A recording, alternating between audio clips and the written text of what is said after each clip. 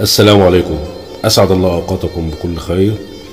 طبعا النهاردة هقدم لكم قصيدة، هي قصيدة من شعر العامية، وهي التجربة الأولى ليا في شعر العامية. يا رب القصيدة تعجبكم، بعنوان مجنونة. مجنونة بشعرك وبشعورك، مش دوري مش ذنبي إني بحبك.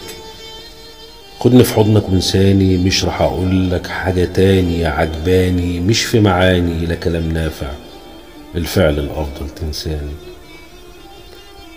شعرك منكوش ومش بفلوس، وبقاله سنين عدى الملايين، برفان من طين وعيون تايهين. اتبط شوية كفاية دلع، ده انا جوزك ياللي مفيش احساس، الفهم شوية دماغ ترباس. البس لي هدوم فيها نجوم وشفايف لون دم غزالي. طب اقولك اهمس لي في ودني بكلام ما يتقالش، اهو كلام في كلام والفعل اهو جاي، خد وقتك. بتقولي مجنون؟ طب وايه يعني؟ ده جنوني في حبك علاني خلاني روميو اهتاني. بتقولي روميو هو مات؟